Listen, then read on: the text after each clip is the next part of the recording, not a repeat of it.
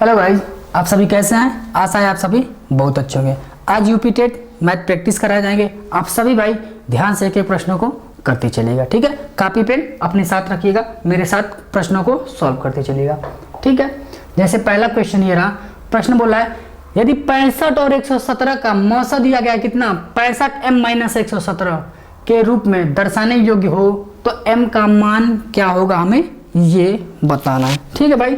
देखिएगा क्वेश्चन क्या कह रहा है। कह रहा है कि यदि 65 और 117 का मौसा दिया है कितना 65 m माइनस 117, ठीक है। पहले हम यहाँ पे कर लेते हैं एलसीएम कर लेते हैं। किसका करना है? 65 और 117 का हम क्या निकाल लेते हैं? एलसीएम निकाल लेते हैं।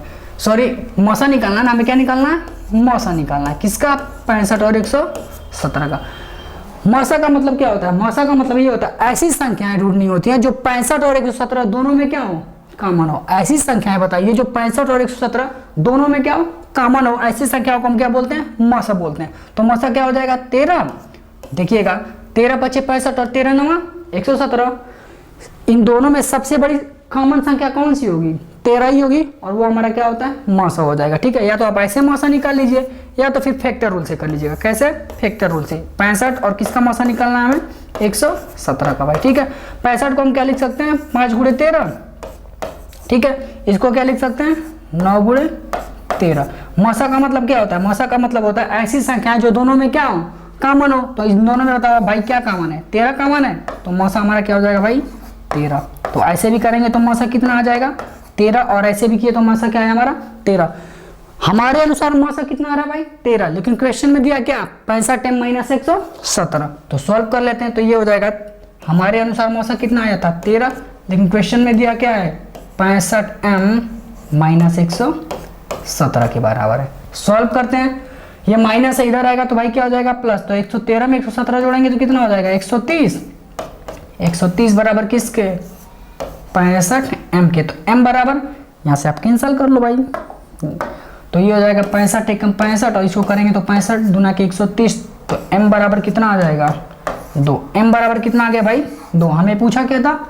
m का मान। तो m का मान क्या आ चुका है हमारे पास? 2 आ चुका है भाई। m का मान हमें क्या मिला? 2। समझ गए होंगे। चलिए अगले प्रश्न पे। अगला प्रश्न करिएगा। कह रहा है 15.47 गुणे 15.47 माइनस 4.53 गुणे 4.53 बटा में कह रहा है 0.94 को सॉल्व करने पर क्या आएगा, हमें ये बताना है, ठीक है। इसको देखिएगा, इसको मान लेते हैं 15.47 को क्या मान लेते हैं? ए। तो ये भी हो जाएगा क्या? ए, और इसे हम मान लेते हैं क्या? बी, और इसे भी हम मान लेते हैं क्या? बी।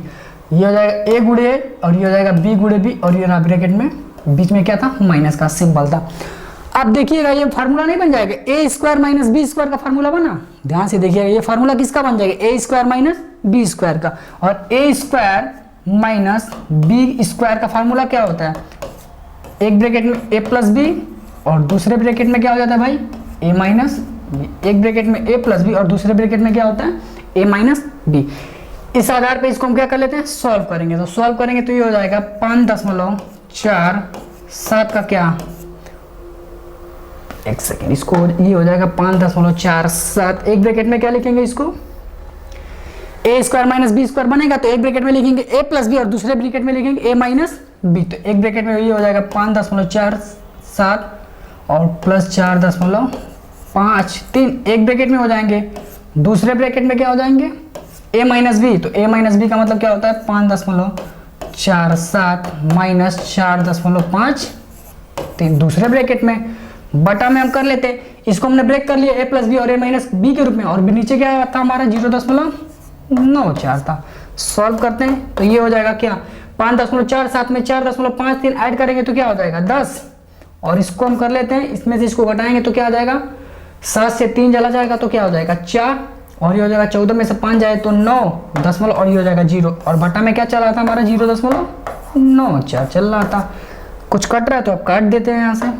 0.94 से 0.94 कैंसल, तो बचा क्या भाई? बचा क्या हमारे पास? 10। तो कहीं ना कहीं इनको सॉल्व करने पे आंसर क्या मिलेगा हमें? 10 भाई। इन सभी को सॉल्व करने पे उत्तर क्या है हमारा? 10 आ जाएगा, ठीक है। समझ गए। अगला प्रश्न करिएगा। कह रहे ए की मासिक आय बी की आय से 20% अधिक है, बी की आय, सी की आय का 30% है। यदि इन तीनों की सम्मिलित प्रतिमाह आय 74,700 रुपए है तो सी का मान क्या होगा हमें ये बताना है। ठीक है, कितने लोग हैं? 3 लोग थे। कौन कौन? एक ए, दूसरे भाई हैं बी, और तीसरा क्या हमारा सी है। ऐसे प्रश्नों को हम सॉल्व कहां से करेंगे? पीछे से। ठीक है, कह रहा है बी की जो आय है ना, सी की आय का क्या है? 30%। तो मान लेते हैं सी की आय कितनी रही होगी? 100। मान लेते हैं सी की आय कितना है? 100 है। सी की आय का कह रहा है बी की जो आय होगी वो सी की आय का क्या है? 30% है। तो 100 का 30% करेंगे तो कितना आ जाएगा? 30। 100 का 30% करेंगे तो भाई कितना आएगा? 30। अब चलते हैं आगे। कह रहे ए की मासिक आय बी की आय से क्या है? 20% अधिक है। 20% अधिक तो 30 का हमें 20% अधिक तो कहीं ना कहीं हो जाएगा 120%। सॉल्व करते हैं, 0 से 0 कैंसिल, इसको कट करेंगे तो कितना हो जाएगा? 12×3 = 36। तो ए के पास कितना हो जाएगा? 36। ए के पास कितना मिला? 36 मिला। ठीक है भाई, अब आ जाइए क्वेश्चन पे देखिएगा। कह रहे ए की जो मासिक आय थी बी की आय से क्या है? 20% अधिक है। अगर बी से 20% अधिक कहीं ना कहीं 120%, तो 30 का 120% करेंगे तो कितना आ जाएगा? 36। तो ए के पास कितना रुपया रहेगा? 36 रुपये रहे होंगे। कह रहे यदि तीनों का सम्मिलित प्रतिमाह कितना है? 74,700। और यहाँ पे हम सम्मिलित करें तो कितना आ रहा है? 130 में ये जोड़ेंगे तो 166x। तो 166x बराबर किसके? 74,700 रुपए के बराबर। किसके हो जाएगा? 74,700 रुपए के बराबर। तो x बराबर कितना हो जाएगा? कैंसिल करते हैं तो ये हो जाएगा 166। कैंसिल कर लेते हैं, पहले छोटे से कट करो। इसको 2 8 16 और ये हो जाएगा 2 3 6, ये हो जाएगा 83x। और 2 3 6, 2 7 14, 2 3 6 और 2 5 10, ये इतना हो जाएगा 37,350। देखते हैं इनके 38 के 24 और 32 और 32, 4 गुना और 4 एक ही में ऑप्शन है। ये लगभग कितना गुना होगा भाई? इसको हम कट करेंगे तो x बराबर कितना आ जाएगा? 450। x बराबर कितना आ जाएगा हमें? 450 आएगा। x बराबर कितना मिला हमें? 450। ठीक है, या एक यूनिट बराबर मान लेते हैं 450। हमें कितना माना बताना है? किसकी आयु? सी की आयु। सी की आयु कितनी है? 100x। इनके पीछे आप x लिख लो भाई। सी की आयु x बराबर 450। तो सी की आयु x हमारे पास कितना मिला? 450। हमें बताना कितना है? 100x। तो 100x कैसे करेंगे? तो 100 गुणे कितना कर लेंगे? 450 कर लेंगे। तो कितना हो जाएगा भाई? 450 ये हो जाएगा और उसके पीछे 2 0। तो आंसर कितना हो जाएगा? 45,000। आंसर कितना मिला हमें? 45,000। तो ऑप्शन कहाँ पे? 45,000। ऑप्शन नंबर बी हमारा क्या होगा? 45,000 रुपये। समझ गए होंगे? x बराबर 450 तो 100x बराबर कितना हो जाएगा? 45,000 रुपये। ठीक है, अगला करिएगा। कह रहे एक परिमेय संख्या 5/19 व इसके योज्य प्रतिलोम के गुणनफल का गुणात्मक प्रतिलोम क्या होगा हमें ये बताना है। ठीक है, ध्यान से देखिएगा। परिमेय संख्या क्या है? हमें दिया गया है 5/19। परिमेय संख्या में क्या दी गई है? 5/19। कह रहा है इसका योज्य प्रतिलोम। योज्य प्रतिलोम का मतलब क्या होता है? अगर ये प्लस के साथ तो इसका योज्य प्रतिलोम क्या हो जाएगा? -5/19। योज्य प्रतिलोम का मतलब होता है इस संख्या में क्या जोड़ दिया जाए। ऐसे भी समझ लो, यहाँ पे हम समझा देते हैं आपको। देखिए योज्य प्रतिलोम कैसे निकालते हैं? इस वाले संख्या में किस संख्या को जोड़ दिया जाए कि वैल्यू क्या आ जाए? 0 आ जाए। तो x की जगह कौन सी वैल्यू रख देंगे कि 0 हो जाएगा? कौन सी संख्या थी? 5/19 है ना भाई। यह है कितना? 5/19। समझिएगा फिर से, 5/19 में क्या जोड़ दें कि वैल्यू क्या आ जाए? 0। तो कहीं ना कहीं -5/19 जोड़ना होगा तभी तो 0 आएगा। तो योज्य प्रतिलोम हमें क्या मिला? डायरेक्ट हम कर लेते हैं -5/19 मिला। योज्य प्रतिलोम क्या मिला हमें? -5/19 मिला। कह रहा 5/19 योज्य प्रतिलोम के गुणनफल, क्या इन दोनों का क्या करना है? हमें गुणा करना है। गुणा कर लेते हैं तो कितना हो जाएगा? 5 हो जाएगा 25 और 19 का स्क्वायर कितना हो जाता है भाई? 361 होता है। ठीक है, इनका गुणनफल कर लिया। ठीक है, फिर कह रहा गुणनफल का गुणात्मक प्रतिलोम बताना है। इस गुणनफल का हमें क्या बताना है? गुणात्मक प्रतिलोम। गुणात्मक प्रतिलोम का मतलब होता है कि इस संख्या में किससे गुणा करने की वैल्यू क्या आ जाए? 1 आ जाए। तो x की वैल्यू आप यहाँ से कर लो। ये हो जाएगा, ऊपर जाएगा तो क्या हो जाएगा? 361 और नीचे क्या आ जाएगा? 25। तो कहीं ना कहीं ये माइनस था, माइनस हमने यहाँ पे लगा दिया। तो x की वैल्यू क्या आ जाएगी? -361/25। यहाँ पर x के जगह अगर आप -361/25 रखेंगे तो कैंसिल होकर क्या बचेगा? 1। समझ गए होंगे? तो कहीं ना कहीं गुणात्मक प्रतिलोम हमें क्या मिला? -361/25 25 मिला। ठीक है, योजी प्रतिलोम मतलब होता है क्या, उस संख्या में क्या जोड़ने की वैल्यू क्या आ जाए, 0। गुणात्मक प्रतिलोम का मतलब होता है उस संख्या में किस संख्या से गुणा करने की वैल्यू क्या आ जाए, 1 आ जाए। समझ गए होंगे। चलिए अगला प्रश्न करिएगा। क्वेश्चन कह रहा है कि दो परिमेय संख्याओं के बीच, ऑप्शन से हमें बताना है कि क्या हो सकता है। कि दो परिमेय संख्याओं के बीच कोई परिमेय संख्या नहीं होती है, केवल एक परिमेय संख्या होती है, अनंत परिमेय संख्याएं होती हैं, केवल एक परिमेय संख्या और कोई परिमेय संख्या नहीं होती, हमें ये बताना। तो हम कर लेते हैं कोई सा भी संख्या, एक ले लेते हैं 1/10 और एक इधर ले लेते हैं 1/20, चाहे जो इच्छा आपकी वो ले लो आप।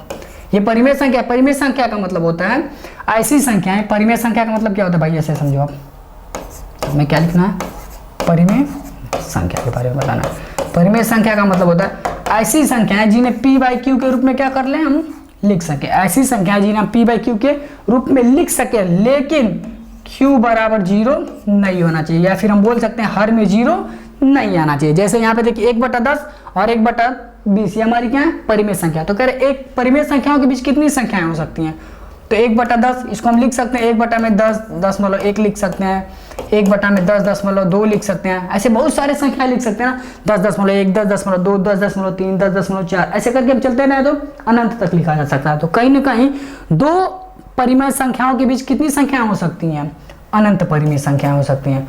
दो परिमेय संख्याओं के बीच कितनी संख्याएं हो सकती हैं, अनंत संख्याएं हो सकती है भाई। ठीक है, अगला करिएगा। यदि झील की लंबाई और चौड़ाई क्रमशः 40 मीटर तथा 10 मीटर है, तो इसमें 1200 घन मीटर पानी है, तो झील की गहराई क्या होगी, हमें ये बताना है। देखिएगा, जैसे यहाँ पे समझ लीजिए भाई, एक झील था, ठीक है, एक क्या था हमारा ऐसा कुछ इस टाइप से क्या था, एक झील था। ठीक है, तो हमें क्या क्या झील के बारे में क्या दिया गया, झील की लंबाई दी गई, लंबाई कितना दिया गया, 40, ठीक है, तथा 10 मीटर चौड़ाई दी गई है 10 मीटर और ऊंचाई हमें बताना है। ठीक है, कह रहे इसमें 1200 घन मीटर क्या है, पानी है। इसमें कितना पानी भरा है, ऐसे 1200 मीटर घर पानी भरा है। तो कहीं ना कहीं किसकी बात कर रहा है, वो वॉल्यूम की बात कर रहा है। किसकी बात कर रहा है, वॉल्यूम की। तो वॉल्यूम का फार्मूला क्या होता है, लंबाई गुणे चौड़ाई और गुणे ऊंचाई की बात कर रहा है। वॉल्यूम है कितना हमारे पास, 1200। ठीक है, लेंथ कितना दिया गया हमें, 40, ब्रेथ कितना दिया गया, 10, और हमें क्या पूछा है, गहराई या फिर हम बोल सकते हैं ऊंचाई पूछा है भाई। ठीक है, करते हैं यहाँ से सॉल्व। h की वैल्यू हमें बतानी है। कैंसिल हो रहा है, 2 0 से 2 0 कैंसिल, 4 से कट करेंगे तो 4 तिहाई 12, तो ऊंचाई हमें कितना मिल चुकी है, 3। तो h बराबर कितना आ चुका है हमारे पास, 3 मीटर। h बराबर हमारे पास कितना आ चुका है, 3 मीटर। तो कहीं ना कहीं झील की गहराई कितनी रही होगी, 3 मीटर रही होगी। समझ गए होंगे। कला करिएगा। कह रहे यदि ABCD एक समचतुर्भुज है, तब हमें बताना है इस ऑप्शन में से बताना है कि कौन सा ऑप्शन सही होगा, हमें ये बताना है। ठीक है, देखिएगा, कलर ग्रीन ले लेते हैं। ठीक है, देखिएगा, आपको पता है कि समचतुर्भुज का मतलब क्या होता है, ऐसा चतुर्भुज जिसकी चारों भुजाएं क्या हो, बराबर हो। ये सारे साइड क्या होंगे, इनके बराबर होंगे। पहली बात यहाँ पे हम लिख देते हैं, इनकी सारे साइड क्या होंगे, बराबर होंगे भाई। ठीक है, इनकी सारी साइड बराबर होंगे। आपको पता है कि समचतुर्भुज में विकर्ण जहां पर मिलते हैं वहां पे कितने डिग्री का कोण बनता है, 90 का। इन सब यहाँ पे सारे में क्या बन रहा होगा, 90 का कोण बन रहा होगा। और साथ ही साथ जहां पे विकर्ण मिलते हैं वहां से विकर्ण 2 बराबर भागों में बट जाते हैं। जैसे ये 2 बराबर भागों में यहाँ से बट गए, जैसे ये 2 बराबर भागों में बट गए होंगे। ठीक है, अब आते हैं सवाल पे।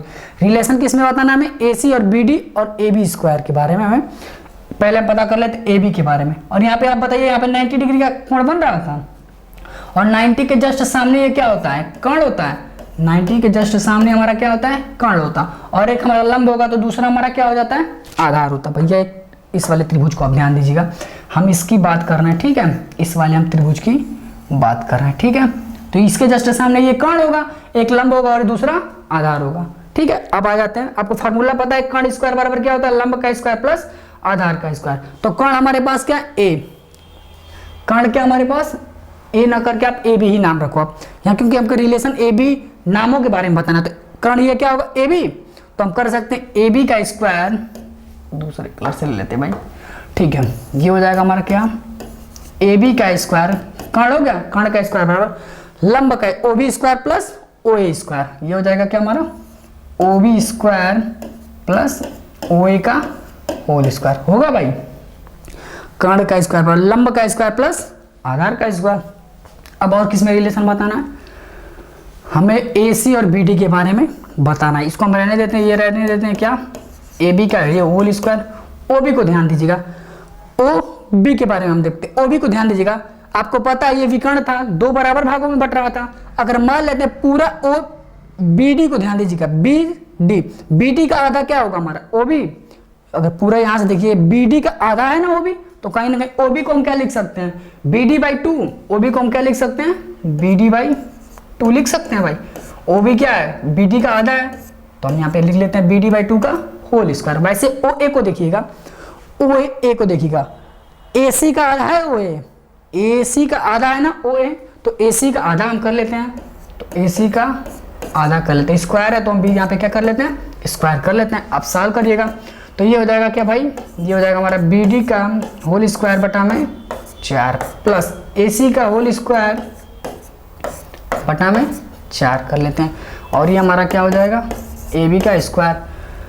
आधार सेम है, सॉरी हर सेम है तो रहने देते हैं ऐसे ही। और ये हो जाएगा हमारा क्या, BD का स्क्वायर प्लस AC का होल स्क्वायर। और इधर हो जाएगा क्या हमारा, AB का स्क्वायर। क्रॉस मल्टीप्लाई कर लेते हैं तो AB का स्क्वायर इधर करेंगे तो क्या हो जाएगा, 4AB स्क्वायर। कितना आ जाएगा, इधर हम लिख देते हैं, ये हो जाएगा हमारा क्या, 4AB का स्क्वायर बराबर किसके, BD square plus AD square के। BD स्क्वायर प्लस AD के स्क्वायर के क्या हो जाएगा, बराबर हो जाएगा।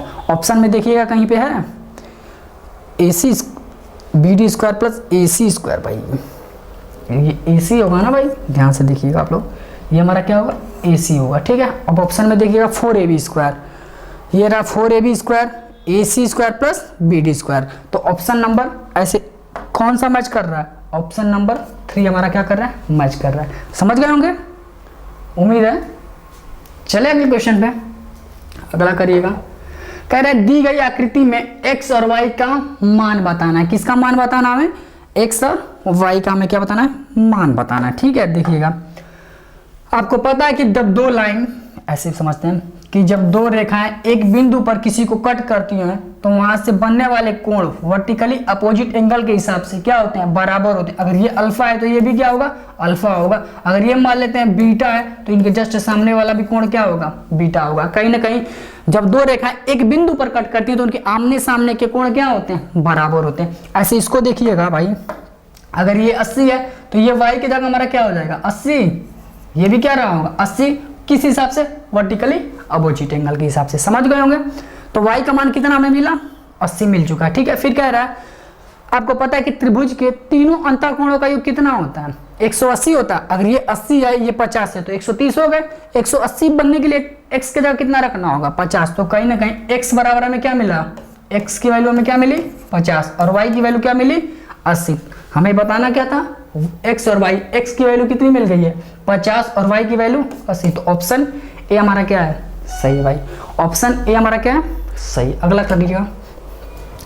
कह रहा है एक एलिवेटर किसी खदान में 6 मीटर प्रति मिनट, 1 मिनट में कितना उतर रहा है, 6 मीटर की गति से उतरता है। यदि एलिवेटर जमीन के स्तर से 10 मीटर की ऊंचाई से उतरता है। एलिवेटर कहाँ से होता है, जैसे मान लीजिए अभी इस समय एलिवेटर है कहाँ, जैसे मान लीजिए ये जमीन का, ये रहा हमारा जमीन रहा, ये हमारा क्या रहा, जमीन का स्तर रहा, और इससे 10 मीटर ऊंचाई पर क्या है हमारा, एलिवेटर है। इससे 10 मीटर की ऊंचाई पर इस समय हमारा यहाँ पर क्या है, एलिवेटर है भाई। ठीक है, ये हमारा यहाँ पर क्या रहा, एलिवेटर है। इस समय हमारा यहाँ पे क्या है, एलिवेटर है। समझ गए होंगे। जमीन से 10 मीटर की ऊंचाई पर है, ठीक है, उतरता है तो 350 मीटर उतरने में उसे कितना समय लगेगा। कर यहाँ से अभी उसे कहाँ उतरना है, 350 मीटर नीचे उतरना है, तो उसे पूरा उतरने में कितना समय लगेगा हमें ये बताना है। तो कहीं ना कहीं ये जूम कर लीजिएगा, हमको एलिवेटर को कहाँ से कहाँ भेजना है, सीधे यहाँ से यहाँ तक पहुँचाना, और उसे पहुँचाने में कुल कितना समय लगेगा हमें ये बताना है। ठीक है, ध्यान दीजिएगा आप। कहीं ना कहीं एलिवेटर देखा जाए तो टोटल कितना उतरेगा, 10 मीटर ये और 350 मीटर ये, तो देखा जाए तो टोटल एलिवेटर को उतरना कितना है, 360 मीटर। ध्यान से देखिए, एलिवेटर उतरता कितना है, 1 मिनट में कितना, 6 मीटर। 6 मीटर उतरता है कितने में, 1 मिनट में, 1 मिनट में कितना उतरता है? 6 मीटर उतरता है। तो 1 मीटर उतरने में उसे कितना समय लगेगा?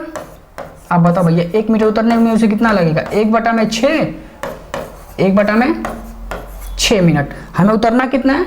360 ना, 10 मीटर ये उतरेगा और 350 ये, तो कहीं ना कहीं टोटल कितना उतरेगा? 360 मीटर उतरेगा। तो 360 मीटर उतरने में उसे कितना समय लगेगा? तो कर लेते हैं 1/6 × 360 और ये हमारा क्या रहा? मिनट रहा। कैंसिल कर लेते हैं, करिएगा। 6 से कैंसिल करते हैं तो ये हो जाएगा 6 6 36, तो 60 मिनट। और 60 मिनट का मतलब क्या होता है भाई? 1 घंटा। 60 मिनट का मतलब क्या होता है? 1 घंटा। 60 मिनट बोल लें या फिर उसे हम बोल सकते हैं क्या? 1 घंटा। तो एलिवेटर को 360 मीटर नीचे उतरने में कितना समय लग जाएगा? 1 घंटा लगेगा भाई। ठीक है, ऑप्शन सी हमारा क्या होगा?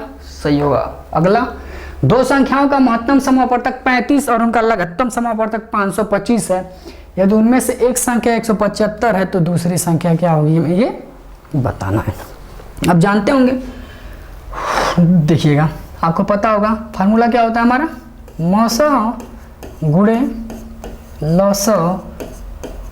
कलर शो नहीं हो रहा होगा तो कोई बात नहीं, दूसरे कलर से लिख देते हैं। ठीक है, इसको दूसरे कलर से देखिएगा, लिख देते हैं यहाँ पर। ठीक है, फार्मूला क्या होता है हमारा?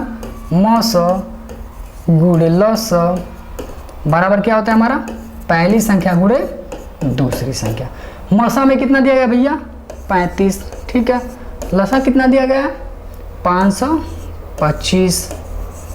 पहली संख्या में 175 दी गई है और दूसरी संख्या में बतानी थी। ठीक है, तो 175 को कहाँ कर लेते हैं? नीचे कर लेते हैं। तो ये हो जाएगा 35, गुणे में नीचे आएगा तो किस में चला जाएगा भैया? भाग में। तो ये हो जाएगा 525 बटा में कितना? 175। कैंसिल होगा कहीं से, कटी करिएगा, देखिएगा।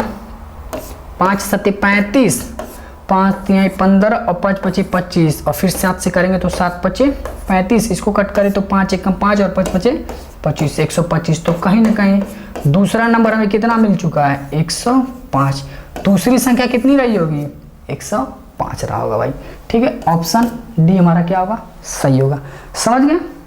ऑप्शन डी हमारा क्या सही है। अगला, करेक्ट। यदि कोई राशि 5% वार्षिक साधारण ब्याज की दर से 6 वर्षों में 2600 हो जाती है तो राशि क्या रही होगी? हमें ये बताना। जैसे मान लीजिएगा, समझिएगा सवाल क्या कह रहा है भाई। जैसे मान लेते कोई मूलधन हम पहले पता कर लेते हैं। मान लेते हैं मूलधन हमारा स्टार्टिंग में कितना रहा? 100x रहा होगा। मान लेते हैं मूलधन हमारा कितना रहा होगा? 100x रहा होगा। तो 100 रुपये पे 5% वार्षिक साधारण ब्याज की दर से 6 वर्षों का ब्याज कितना होगा? पहले हम ब्याज भी यहाँ से पता कर लेते हैं। हम क्या पता कर लेते हैं? यहाँ से हम साधारण ब्याज पता कर लेते हैं। तो साधारण ब्याज निकालने के लिए फार्मूला क्या होता है?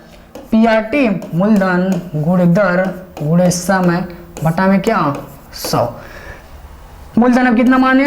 100 माने। रेट ऑफ इंटरेस्ट कितना निकालना है? 5%। समय कितना है? 6 वर्ष। तो यहाँ से हम सिंपल इंटरेस्ट निकाल लेते हैं। तो कितना हो जाएगा? 0 से 100 से 100 कैंसल, 6 5 30। तो सिंपल इंटरेस्ट हमें कितना मिला? 30। सिंपल इंटरेस्ट हमें कितना मिल चुका है भैया? 30 मिल चुका है। और आपको पता है कि मूलधन में अगर ब्याज को जोड़ दे तो हमारा क्या बन जाता है? मिश्रधन।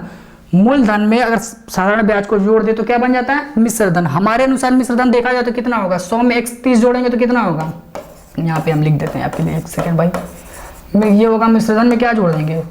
मूलधन में क्या जोड़ दें? साधारण ब्याज। मूलधन में क्या जोड़ देते हैं? साधारण ब्याज जोड़ देते हैं तो क्या बन जाता है हमारा? मिश्रधन। हमारे अनुसार देखा जाए तो मिश्रधन कितना बन रहा है? 100 में 30 जोड़ेंगे तो कितना हो जाएगा? 100 मूलधन था और 30x ये ब्याज था। तो टोटल देखा जाए तो कितना हो जाएगा? 130। कितना हो जाएगा भैया? 130x। और उनके अनुसार क्या दिया? 130x बराबर किसके दिया है? 2600 के। 130x बराबर कितना दिया है? 2600 के। तो x बराबर कितना हो जाएगा? कट कर लेते हैं। 0 से 0 कैंसल, 13 दूना के 26, तो ये हो जाएगा 20। तो x बराबर कितना आ चुका है हमारे पास? 20। x बराबर हमारे पास कितना मिला?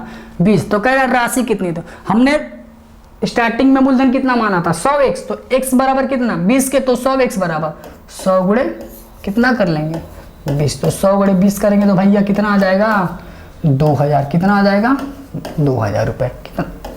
तो कहीं ना कहीं ऑप्शन सी हमारा क्या है? सही है। x बराबर अगर आप मान लो 20 के तो 100x बराबर 2000 रुपये। ऑप्शन नंबर सी हमारा क्या है? सही है।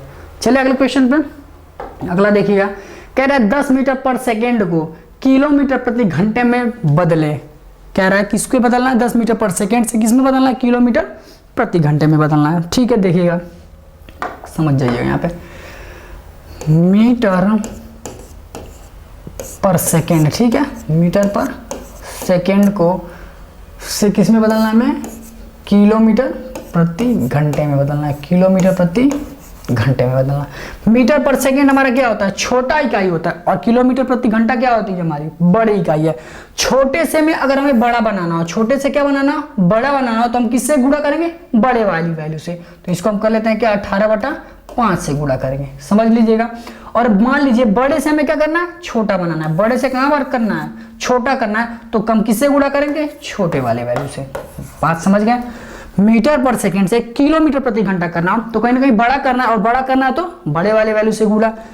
मीटर पर सेकंड किलोमीटर प्रति घंटा से मीटर पर सेकंड करना, तो बड़ा से कहां करना है, छोटा करना है, तो छोटा करना है तो हम क्या इससे गुणा करेंगे, छोटे वाले से। 5/18 इसलिए कर लेते हैं, जैसे आप समझिएगा कि 1 किलोमीटर में कितना मीटर होता है, 1000, और 1 घंटे में कितना सेकंड, 3600। कैंसिल करेंगे, 2 जीरो से 2 जीरो कैंसिल, इसको कट करेंगे 5 और इसको कैंसिल करेंगे तो 18, वही क्या हो जाता है 5/18। इसलिए हमने क्या लिखा भाई, 5/18 लिखा, ठीक है। और इसका जस्ट उल्टा करेंगे तो 18/5, समझ गए होंगे अब। चलिए अब आ जाते हैं कहाँ पे भाई, सवाल पे। सवाल क्या कह रहा था कि 10 मीटर पर सेकेंड को किससे बदलना है, किलोमीटर प्रति घंटे में बदलना है। अब बताइएगा 10 मीटर पर सेकेंड वैल्यू क्या है, छोटी है, छोटा से कहाँ करना है, हमें बड़ा करना है। और जब बड़ा करना हो तो किससे गुणा करेंगे, छोटे से क्या करना है, बड़ा, छोटे से बड़ा। तो बड़ा करने के लिए किससे गुणा करेंगे, 18/5 से गुणा कर लीजिएगा। तो 5 दूना के 10 और 18 दूना के 36, तो कितना आ जाएगा हमारा 36 किलोमीटर प्रति घंटा। कितना आ जाएगा, 36 किलोमीटर प्रति घंटा। ऑप्शन कौन सा हमारा सही होगा, ऑप्शन नंबर डी हमारा क्या होगा, सही होगा भाई, ठीक है। ऑप्शन डी हमारा क्या है, सही है, समझ गए। अगला करिएगा, कह रहे चित्र में कोण बी बराबर दिया क्या है, 70 डिग्री, कोण सी बराबर 60 डिग्री, ई क्या है, ई बी सी का मध्य बिंदु है, एफ ए बी का मध्य बिंदु है, तो एफ ई बी का मान हमें बताना है। ध्यान से सुनिएगा भाई, देखिएगा एक ट्रायंगल था, आप समझ लीजिएगा, ऐसे हम बना के आपको दिखा देते हैं। एक त्रिभुज है, ठीक है, ए बी सी, नाम क्या था, यहाँ पे नाम है ए सी और ये नाम हमारा बी। कह रहे ए सी, ठीक है, बी जो ई जो है बीसी का क्या है, मध्य बिंदु है। बीसी का मध्य बिंदु क्या होगा हमारा, ई, इसको मान लेते हैं मध्य बिंदु है। एफ क्या है, ए बी का मध्य बिंदु, एफ क्या है हमारा, ए बी का क्या है, मध्य बिंदु। और आपको याद होना चाहिए दो भुजाओं के मध्य बिंदुओं को मिलाने से बनने वाली जो रेखा होगी ना, वो तीसरी रेखा के जस्ट क्या होती है, समांतर होती है, ठीक है। तीसरी रेखा के जस्ट क्या होती है, समांतर होती है। तो कहीं ना कहीं एसी किसके समांतर हो जाएगी, एफई के क्या होगी, समांतर हो जाएगी, समझ गए होंगे। फिर से सुन लीजिएगा, दो भुजाओं के मध्य बिंदुओं को अगर मिला दिया जाए तो जो बनने वाली रेखा होगी वो तीसरी भुज रेखा के क्या होगी, जस्ट समांतर होती है, ठीक है। अब आइए सवाल पे, अब ध्यान दीजिएगा भाई, संगत कोण आपने पढ़ा होगा,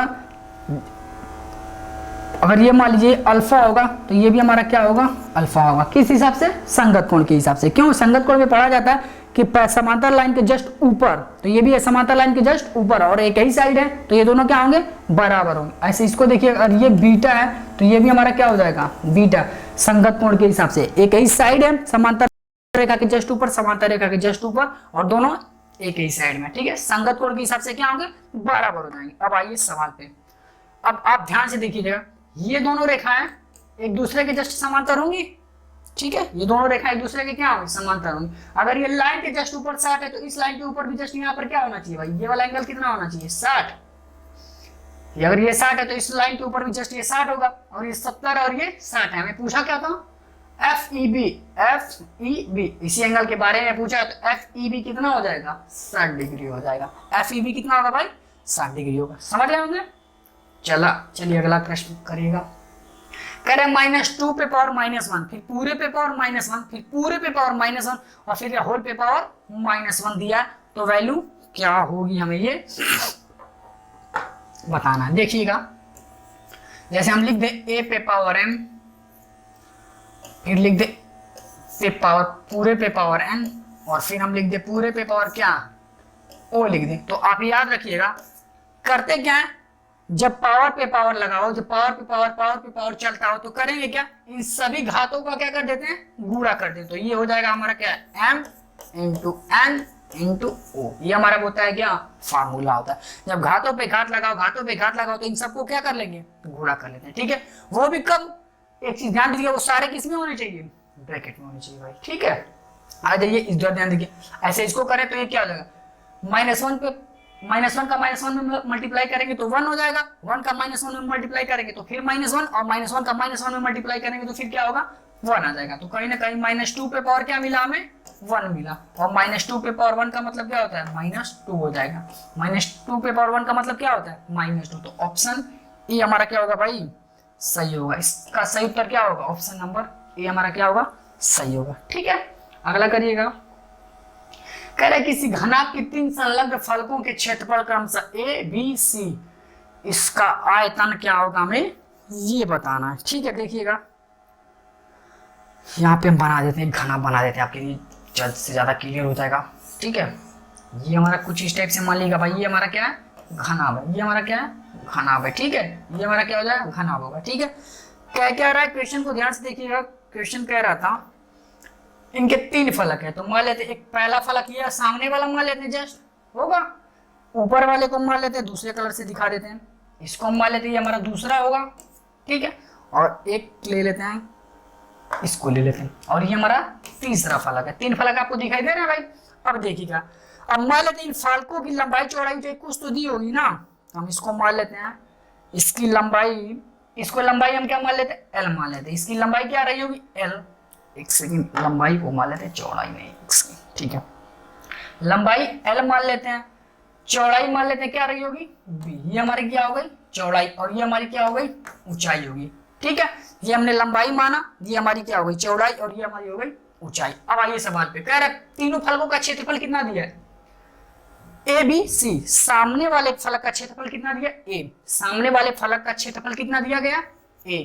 ठीक है, इसके अनुसार क्षेत्रफल कितना दिया गया, ए, लेकिन हम करें तो कितना होगा, सामने वाले का, सिर्फ सामने वाले का क्षेत्रफल निकालिएगा तो लंबाई गुणे, भैया लंबाई आपको दिखाई दे रहा है, इसमें क्या दिखाई दे रहा है आपको, सामने वाले फलक में लंबाई दिखाई दे रहा है, और क्या दिखाई दे रहा है, ये वाला ऊंचाई दिखाई दे रहा है। तो कहीं ना कहीं सामने वाले फलक का क्षेत्रफल क्या होगा, एल इंटू एच, तो ये हो जाएगा एल इंटू एच होगा।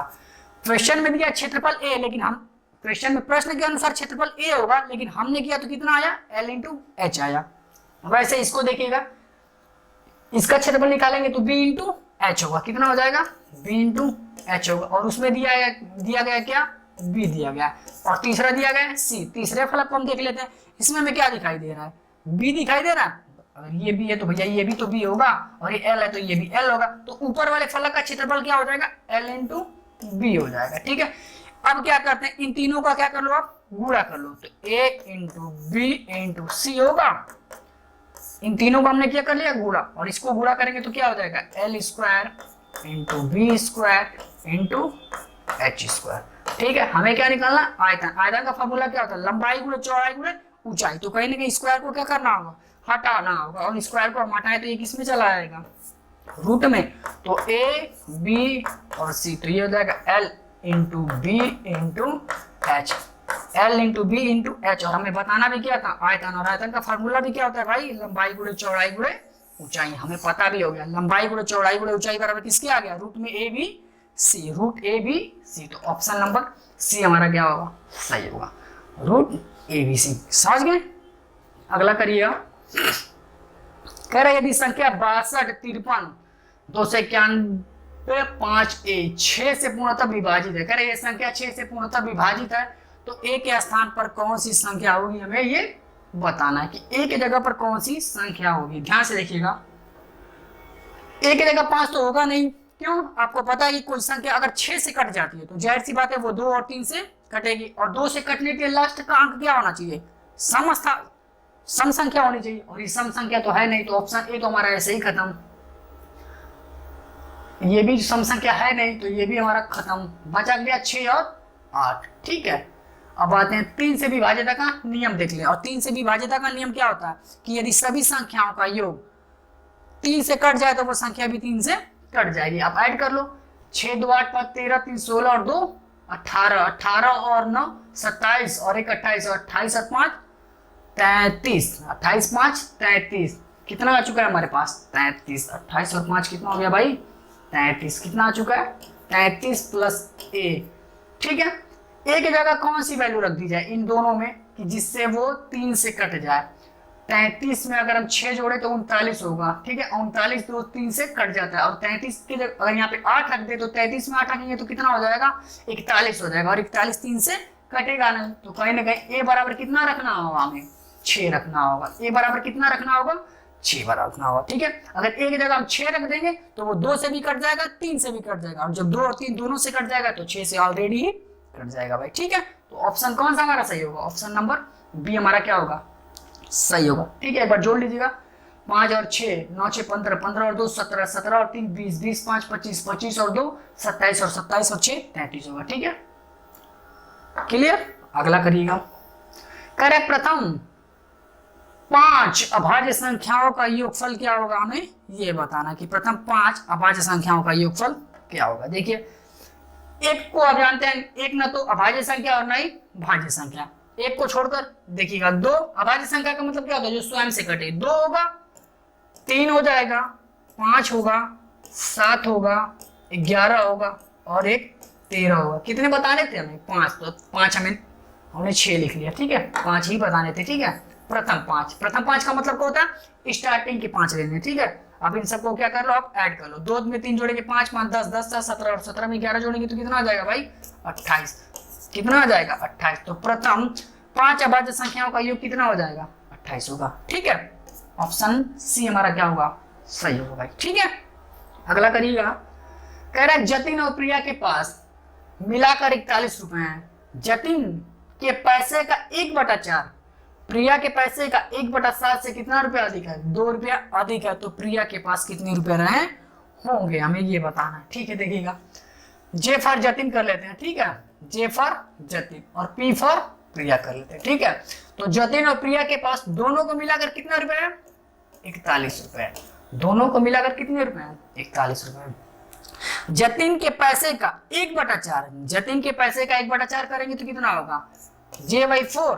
ठीक है, प्रिया के पैसों का 1/7, प्रिया के पैसों का 1/7 करेंगे तो P/7। इनके बीच जतिन का पैसा प्रिया के पैसे से कितना अधिक है 2 रुपए अधिक है, 2 रुपए अधिक है। इसको बस अब सॉल्व कर दीजिएगा। तो एलसीएम करेंगे तो क्या होगा 28, एलसीएम करेंगे तो 28 और ये हो जाएगा 7J, ये हो जाएगा 7J और ये हो जाएगा -4।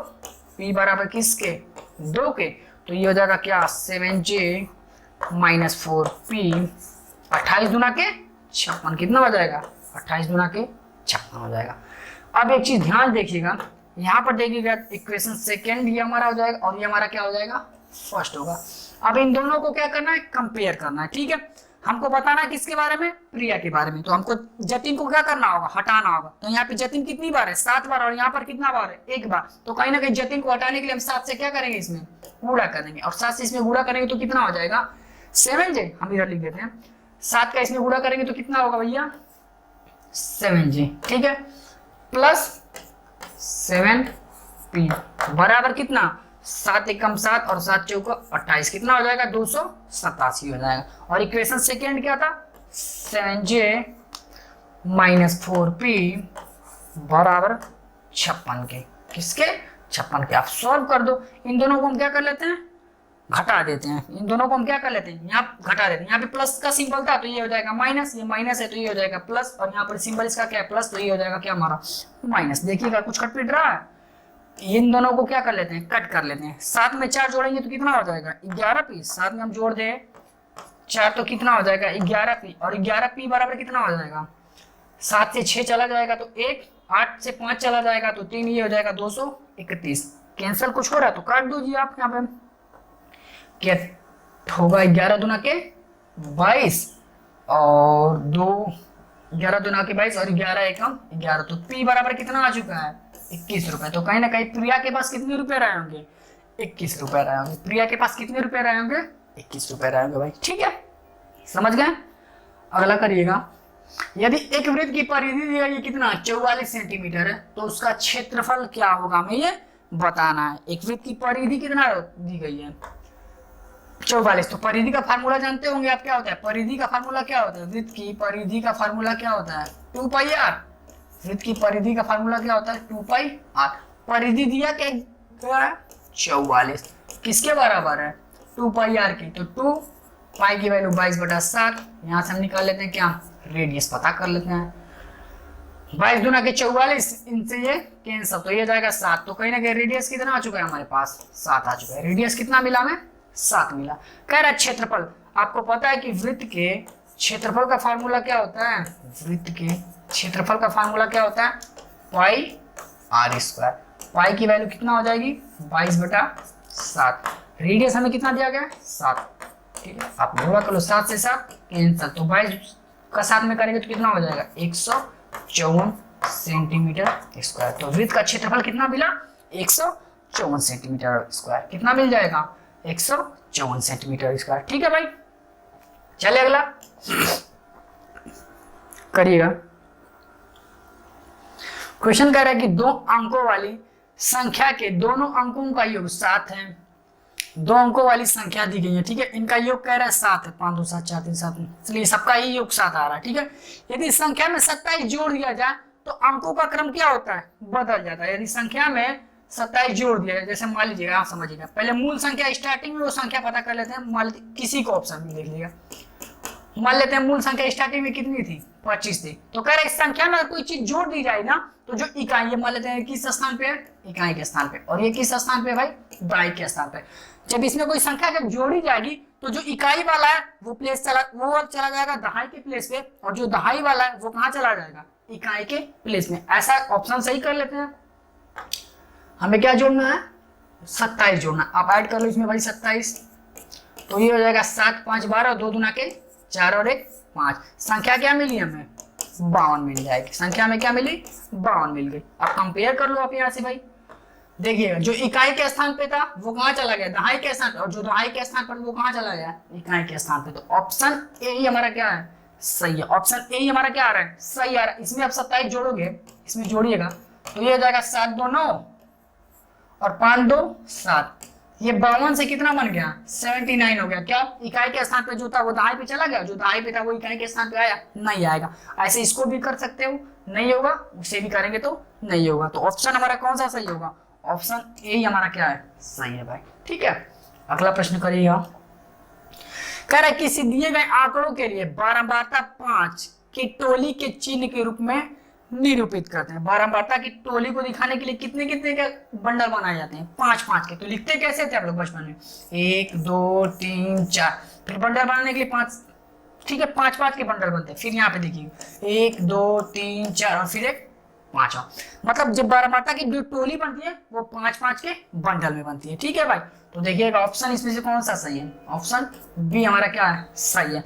आप जब टोली बनाएंगे तो वो खड़ी लाइन होगी, ठीक है ना कि पट लाइन होती है, ठीक है भाई। तो ये तो होगा नहीं, ऑप्शन ये भी नहीं होगा, ये भी नहीं होगा, ऑप्शन बी हमारा क्या है सही है भाई, ठीक है। करिएगा भाई इस क्वेश्चन को। कह रहा है कि एक सेकेंड इसको बताना था ना, हाँ 2 सहभाज्य संख्याओं का महत्तम समापवर्तक क्या होगा हमें ये बताना है।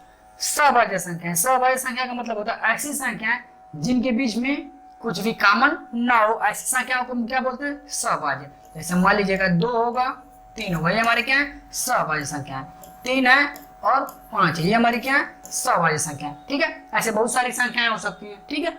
जरूरी है कि 2 2 गैप हो, 5 ले लीजिए आप, 11 लीजिए, ये भी हमारी क्या है सहभाज्य संख्या है। तो कह रहे हैं कि 2 सहभाज्य संख्याओं का महत्तम समापवर्तक क्या होगा। 2 और 3 का मौसा क्या होगा 1, 3 और 5 का भी करेंगे तो 1, और 5 और 11 का भी करेंगे तो क्या होगा 1 ही आएगा। तो कहीं ना कहीं मौसा कितना आ जाएगा 2 सहभाज्य संख्याओं का मौसा हमेशा क्या होता है 1 ही होता है। क्यों, क्योंकि इनके बीच में कुछ भी कॉमन नहीं होता है, सिर्फ 1 को छोड़कर। तो वही 1 हमारा क्या हो जाता है मौसा हो जाता है, ठीक है। अगला करिएगा 1715.271 में 7 के स्थानीय मानों का हमें क्या बताना है अंतर बताना है, ठीक है।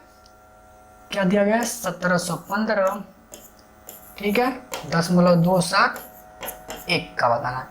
करेंगे क्या दशमलव वाले को पहले करते, तो दशमलव के पीछे वाले का निकालने के लिए क्या करेंगे 7 के नीचे 7 किसका बताना है 7 का, तो 7 लिख देंगे और दशमलव के नीचे 1 और जितने अंक होते हैं वहां तक 0। तो ये हो जाएगा 7/700। 7/700 को सॉल्व करेंगे तो ये हो जाएगा 0.07। तो इस वाले 7 का प्लेस वैल्यू क्या आ जाएगी 0.07। और इसका हम निकालेंगे तो क्या होगा 7 के नीचे 7 लिखेंगे और दशमलव से पहले देखेंगे, दशमलव से पहले और 7 के बाद कितने डिजिट है। तो 7 के बाद 2 डिजिट, तो ये हो जाएगा 2 0 बढ़ जाएगा। 7 के नीचे 7 लिखेंगे और जितने पीछे डिजिट होते हैं उतने 0 लगा लेते हैं। तो इस वाले 7 का प्लेस वैल्यू क्या आ जाएगा 700 और इसका क्या आ जाएगा 0.7। हमें क्या बताना है, इन दोनों का अंतर बताना है। तो अंतर करेंगे तो क्या होगा 699 और 699 कुछ आएगा करके भाई देख लीजिएगा।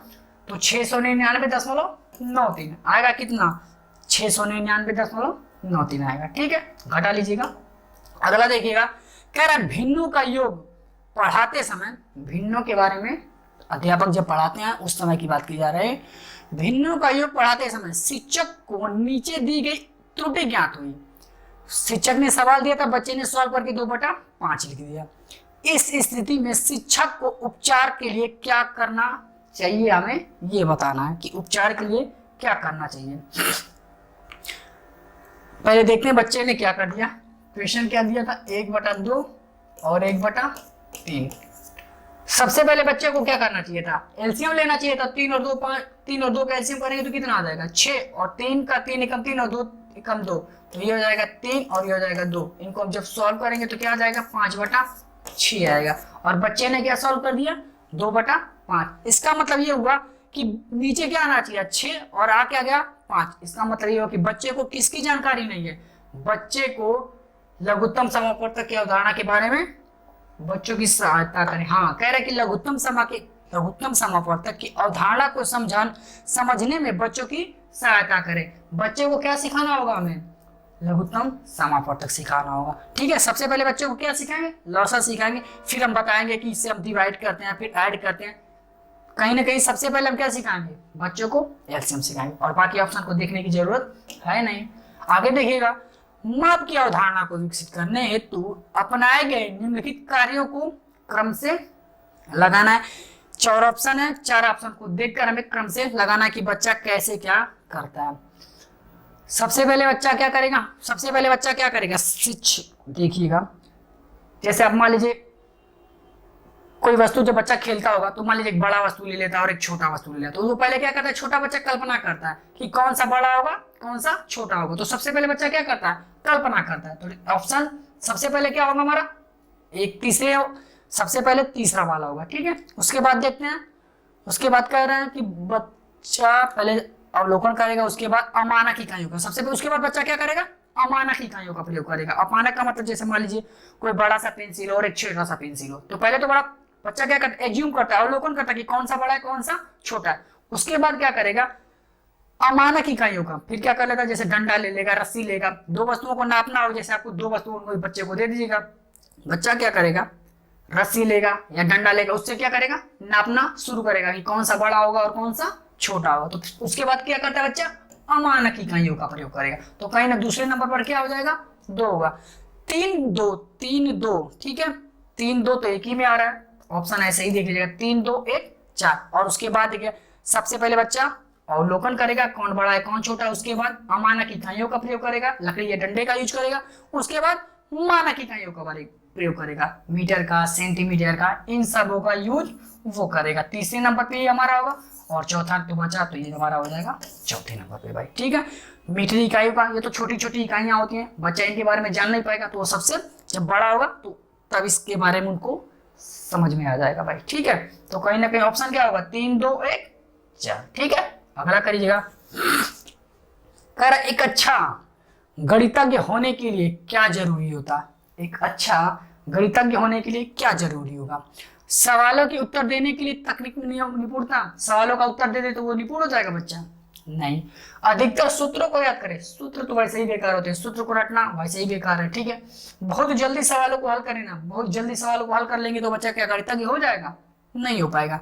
सभी अवधारणाओं को समझे, बच्चा क्या करे, सभी अवधारणाओं को समझे, जैसे प्रमेय को समझे, भाग गुणा जोड़ घटाना समझे, क्वेश्चन क्या कह रहा है उसके बारे में जाने, कैसे करना है वो जाने। तो कहीं ना कहीं ऑप्शन डी हमारा क्या है, सभी अवधारणा, और सभी अवधारणाओं में क्या आती है, सभी चीजें आ जाती हैं। वैसे भी देखिएगा, सभी अवधारणाओं को समझना अर्थात हर एक चीजों को बारीकी से जानना, ठीक है। तो ऑप्शन डी हमारा क्या होगा, सही होगा, ठीक है। अगला देखिएगा, क्षेत्रफल की अवधारणा से परिचित कराने के लिए शिक्षक इनमें से शुरुआत कर सकते हैं। इनमें से किससे शुरुआत करेगा, शिक्षक को किसके बारे में बताना है, क्षेत्रफल के बारे में बताना है। तो क्षेत्रफल के बताने के लिए बच्चे को क्या करना होगा, उसके पास पड़ोस की वस्तुओं को लेकर बच्चों को समझाना होता है, ठीक है। जैसे पास पड़ोस की वस्तुओं को देखा जाए तो हथेली दिखाइए, अपने यहाँ हथेली दिखाइए, पत्ते दिखाइए, नोटबुक दिखाइए, इन सब चीजों को आप दिखाएंगे तो बच्चा आसानी से क्षेत्रफल के बारे में समझ जाएगा, ठीक है। अगला करिएगा भाई, कह रहा ई एफ, क्वेश्चन को ध्यान से पढ़िएगा। कह रहा ई एफ एक वृत्त की क्या है, जीवा है। एक वृत्त हम बना लेते हैं जिसकी जीवा क्या दी गई है, ई एफ है, जिसकी जीवा क्या है हमारे पास, ई और एफ है, ठीक है। जिसकी लंबाई कितनी दी गई है, 10 सेंटीमीटर। इस जीवा की लंबाई कितनी दी गई है, 10 सेंटीमीटर। यदि वृत्त की त्रिज्या दी गई है 13 सेंटीमीटर, ये मान लेते हैं एक हमारा सेंटर है और इसकी त्रिज्या कितनी दी गई है, 13 सेंटीमीटर। ये कितना दिया गया, 13 सेंटीमीटर दिया गया। तो कह रहे यदि वृत्त की त्रिज्या 13 सेंटीमीटर तो केंद्र से जीवा पर डाले गए लंब की लंबाई है। केंद्र से हम अगर जीवा पर क्या डाल दें, लंब डाल दें, ध्यान दीजिएगा, केंद्र से अगर जीवा पर लंब डाला जाए तो वो जीवा को क्या कर देता है, 2 बराबर भागों में बांट देता है। वो जीवा को 2 बराबर भागों में क्या कर देता है, बांट देता है, ठीक है। और साम जस्ट वहां पे कितने डिग्री का एंगल बनता है, 90 डिग्री का एंगल बनता है, ठीक है। और आपको पता होगा, यहाँ पे देखिएगा भाई, टोटल जीवा की लंबाई कितनी थी, 10, तो 2 बराबर भागों में बांट दे तो ये कितना हो जाएगा, 5, और ये भी हमारा कितना हो जाएगा, 5 होगा, ठीक है। हमें बताना है इसकी क्या ऊंचाई बतानी थी, ठीक है। और आपको पता है कि 90 के जस्ट सामने क्या होता है, कर्ण होता है, और कर्ण का फार्मूला क्या होता है, पाइथागोरस का फार्मूला क्या होता है, कर्ण का स्क्वायर बराबर किसके होता है, लंब का स्क्वायर प्लस आधार के स्क्वायर के क्या होता है, बराबर होता है। कर्ण क्या है हमारे पास, 13 का स्क्वायर करेंगे तो कितना होगा, 169। लंब क्या है हमें बताना है, कहीं ना कहीं हाइट क्या है बतानी है। आधार क्या है 5 का स्क्वायर करेंगे तो कितना आ जाएगा, 25। 169 ये प्लस इधर आएगा तो माइनस, 169 में से 25 घटा देंगे तो कितना आ जाएगा, 144। एच स्क्वायर बराबर 44, तो एच बराबर क्या हो जाएगा, ये रूट में चला जाएगा, और रूट 144 को जब सॉल्व करेंगे तो क्या आ जाएगा, 12। तो कहीं ना कहीं ऊंचाई, या फिर बोल सकते हैं केंद्र से जीवा पर डाले गए लंब की लंबाई कितनी आ चुकी है, 12 सेंटीमीटर। कितना आ चुका है हमारे पास, 12 सेंटीमीटर। ऑप्शन ए हमारा क्या है भाई, सही है। केंद्र से जीवा पर डाले गए लंब की लंबाई कितनी होगी, 12 सेंटीमीटर होगी, ठीक है।